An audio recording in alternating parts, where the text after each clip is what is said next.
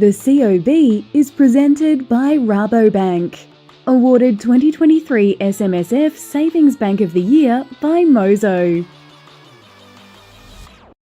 Well, hello, this is the COB, all the stuff you need to know about the day in business and markets. It is Thursday. I'm Juliette Sali. And I am Tessa Arcilia. Thank you so much for staying with us throughout the day. Yeah, exactly. Let's have a look at where the market is closing up. And look, it does look like we're going to be pretty flat, Tessa, which is a really interesting movement because it's kind of similar to what you saw on the S&P 500. What I think is super interesting is that some of these big stocks that are paying out dividends actually moving higher. You've got Fortescue up 1.3%, BHP up by about 1% too. And of course, a lot of it really is about these energy players too. We've been seeing this big pickup coming through in oil. I think that is a leading sector. Just looking at the sectors in the green, well, there's a very bright green for energy there. As you say, it's the oil prices. And I think we're keeping a close eye on whether it'll breach the $100 mark. What do you think? Well, I don't think, because I don't have an opinion as a journalist, but you know, I think it's interesting that we get it to that $97 a barrel, which it did really breach in terms of what we saw in the US trade, that Brent contract. Let's just have a look at some of the key themes that we were really looking at today. We've got that oil climbing concern, but also these kind of tepid retail sales. And I was talking to Justin Smirk from Westpac about these, and it is interesting and probably concerning that households actually drew down on their bank account savings in the month, and that's the first time we've seen that since that peak rate hiking cycle in 2007. No, that is really interesting because also households, I think household spending is the one that we saw going down when it comes to retail numbers. We had Ben Dorber today from the ABS, and he was saying that when it comes to actually clothing and shoes and all that, that's the discretionary spending. There was a bit of uptick there, but when it comes to household, people are tightening, really tightening. So everyone's it's interesting to see. worried. Yeah, I think it is that worry that probably he thinks could be here to stay. Yeah, and that flows through into the housing shortage concerns too. And you heard from the Brickworks Managing Director, Lindsay Partridge, saying that the shortage of new housing is worse than forecast, but hopefully there's a backlog of construction work, and that's going to help things out. Justin from Westpac was also talking about migration, you know, the influx of people coming through too. So it's worrying when you look at rising rents, rising mortgage prices, and the fact that not everyone can live where they want to, or there's certainly a bit of a shortage. Let's run through though what we're seeing in terms of course, we were talking about the retail sales picture up for a second straight month in August. Did miss estimates. The dollar didn't react much. I think it's just because it did miss those estimates, right? It's 0.2% month on month. It's an up 1.5% from a year earlier. That's the lowest since August 2021. Yeah, indeed. All right, and looking at some of these sectors as well, energy we were talking about in focus. So with those higher oil prices, you got Woodside closing higher by 3%, Santos up by about 4%. And of course, Tessa, let's have a look at the retailers after those retail sales figures too. There we go. Wesfarmers down just less than 1%. JB Hi-Fi. Harvey Norman, do we have Premier Investments? There was some news on them today. They were one to watch. They slipped 0.4 after Solomon Lewis company posted a 4.9% decline in full year net profit. So there was some, I think one of the holdings that they have there. So we saw that down. On the retailer side now, Super Nick Retail. Scali, I think it paid out a dividend yesterday. So coming back a little bit, Lovisa, which we love to talk about, up by 0.7%. I love their earrings. I stand by that. And of course, the mining players. I mean, I mentioned both Fortescue and BHP paying out divs today, and still rising. BHP up by 1%. Even though it was paying out $6 billion to investors. All right, let's get into all things market. Welcome to the COB, Henry Jennings from Marcus Today. Henry, how did you read today's action? Because it's a little bit of a turnaround on the close here. Yes, good afternoon. Pleased to be here. Yes, it is a bit of a turnaround. I guess, it's kind of thin at the moment and kind of quiet out there. I guess we're waiting for a number of things. China, obviously, we've got Golden Week kicking off in the next few days. We've also got a holiday tomorrow in Victoria and a holiday in New South Wales on Monday. So volumes are a little bit light. The market is still quite skittish, I guess. There's some bargain hunters out and about, that's for sure. And we've seen a pickup today in some of the lithium things. And we've also seen ResMed put in another day of rallies after yesterday's rallies as well. So there are a few things going on, but generally things are pretty quiet out there at the moment. We've of course got the RBA meeting next week with the first chairing by Michelle Bullock, which will be interesting to see how that plays out as well. Of course, those retail numbers today suggest that maybe we're going to be on hold. And that oil price, well, that just continues to go higher, doesn't it? Yeah, when it comes to the oil prices, Henry, how much of a worry do you think this will be, as that drives a lot of the inflation numbers right now that we're seeing? Winter is coming, as they say. Yeah, I mean, it's obviously some of the benefits that we've seen on the inflationary front have been because the oil price did dip down towards sort of 70, 75 bucks a barrel. Now we're at sort of 95 bucks a barrel. So clearly that is in play. The other thing I guess you should consider is that the actual rise in energy prices is a quasi rate hike to some extent, and probably more democratic across the board for other consumers as well, rather than just raising mortgage rates, which does benefit some and hurt others. The oil price tends to be something that we all use, petrol in our cars. So that does take some of the consumer spending out of the market, and that is sort of a quasi rate rise to some extent. So I guess that slows the consumer down, and we've probably seen that in the retail sales. Yeah, indeed. And we were talking, and I was talking earlier to Westpac's Justin Smirk about the worry of people drawing down on their savings too. I mean, is this an overall concern of what we could be seeing in terms of a slowdown if people are starting to dip into savings to pay for things like fuel or their electricity bills? Well, it's about time, isn't it? Let's face it. The RBA's been on a one-way mission to push rates up. The Federal Reserve has done the same, the ECB and the UK Bank of England. And we've really yet to see too much in the way of effects on those savings rates. So it is now starting to show, I guess, signs, and this is what the Reserve and other central banks around the world have been trying to do. So in some respects, we are seeing some success there and taking some of that consumer strength out of the market. And as I say, the oil price will do that as well, with $2.22 odd a litre here. So, and that's for the cheap stuff. So, it's that is a quasi rate rise in itself. Yeah, and Henry, I want to ask about something that Jules brought up earlier when we were looking at the extra companies that were paying dividends today. That is, you have BHP and other big companies going up. Why is that when normally they would be going the other way? Well, they're not ex-dividend today. They're just paying that dividends. Yeah.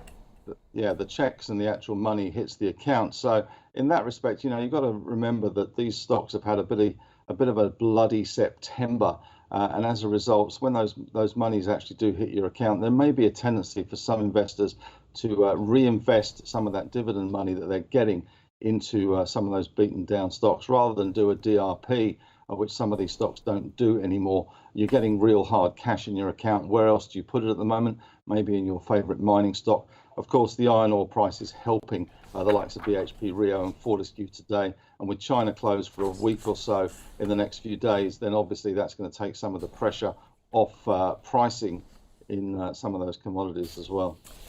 All right, well, looking at the overall commodities picture and how that flows through into, I guess, the overall picture for the economy, the Aussie, China too has been a key focus this week. Some support from the PBOC. How are you reading things with our biggest trading partner? Well, it's always pretty hard to read things with our biggest trading partner.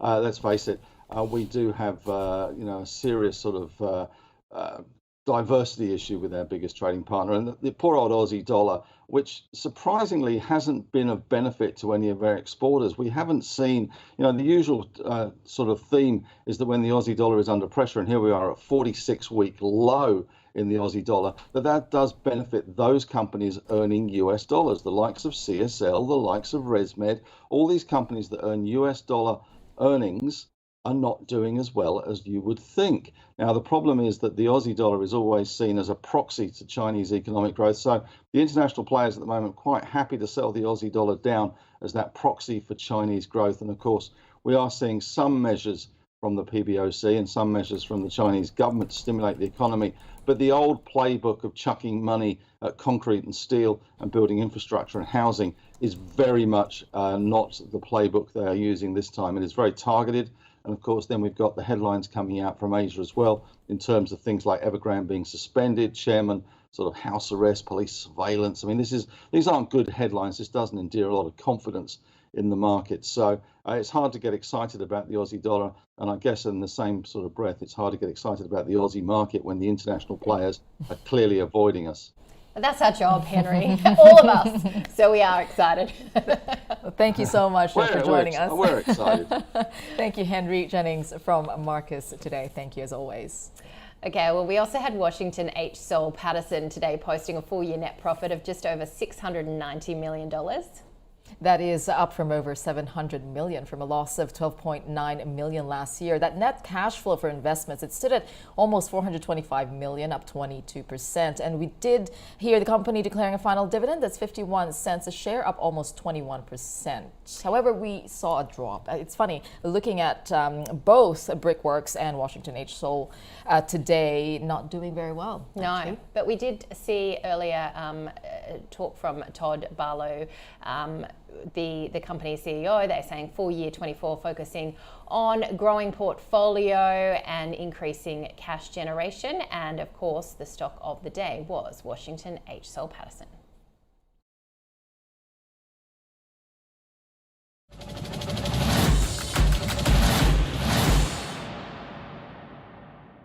So investors might be thinking that's the impact of Brickworks coming through to Washington H Soul, having an impact in the future. Costs are set to run still. It's the costing reason. So they didn't weather the costs well at Brickworks for the FY23.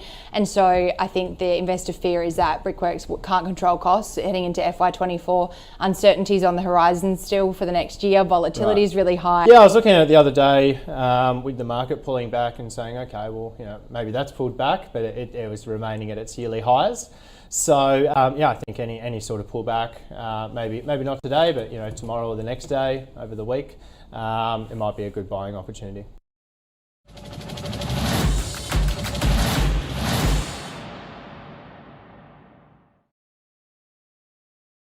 This Thursday, the 28th of September, let's have a look at the market leaders and laggards.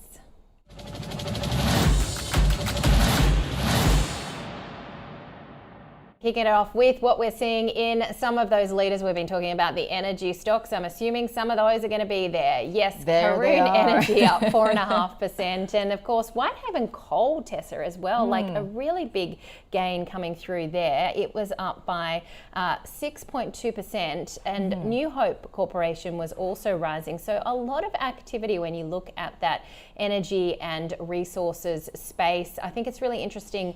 ResMed coming back too. I think that's the third day in a row that ResMed has had quite a substantial jump, and it's interesting. Analysts now starting to change their tune on, the obesity drug Ozempic, the sleep apnea aspect of that too, and starting to get really bullish on this stock. Yeah, it is. I've been following that product as well. So it's so interesting to see where this is headed. And of course, Coronado Global, we saw that being invested into by that Czech billionaire. So I think that's what's going to it's been keeping it in the top 5 in the leaders of the market. It's about 51% stake, I think. Pavel is his first name. Again, I cannot remember.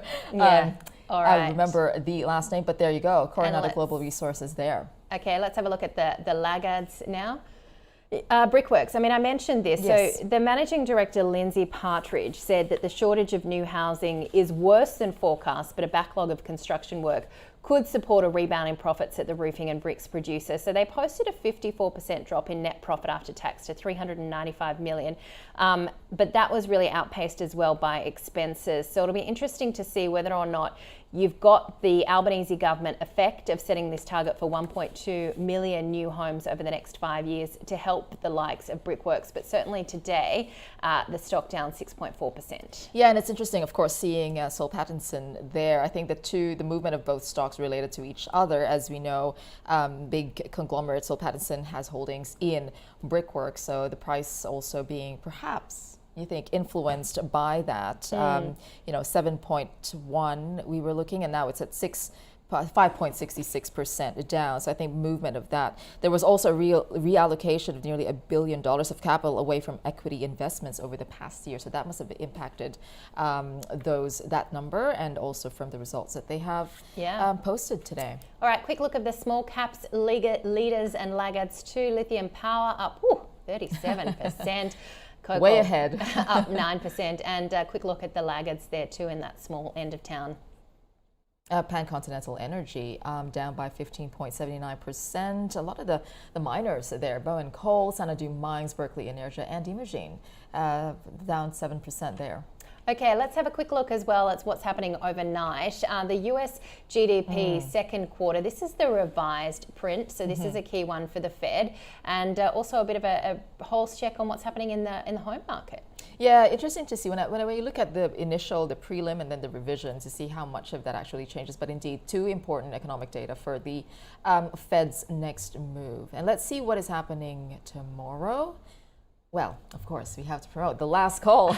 We will both be there. We're all excited Do join about us. that. Yeah, we will have two really interesting panels. I'm Yeah. going to reveal to you equities and alternative investments. I think you would want to listen because it's really quite an interesting It's always space. fun, yeah. So that'll be tomorrow afternoon. Then we've got private sector credit for August. The China PMI is always a key one.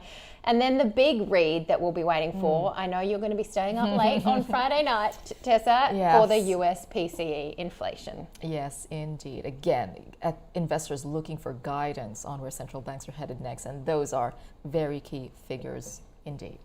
All right, well, of course, let's quickly look in at the market. It is well and truly closed now, and just positive.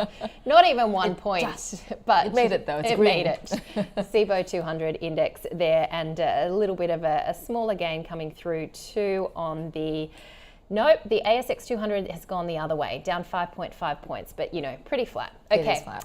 That is it for the COB. You can catch up on all the latest news and views on our website and on our app. Yes, and thank you for joining us again. Do join us tomorrow. We'll do it all over again, same time, same place. See you then.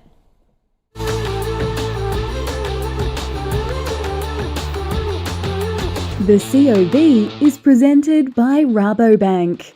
Awarded 2023 SMSF Savings Bank of the Year by Mozo.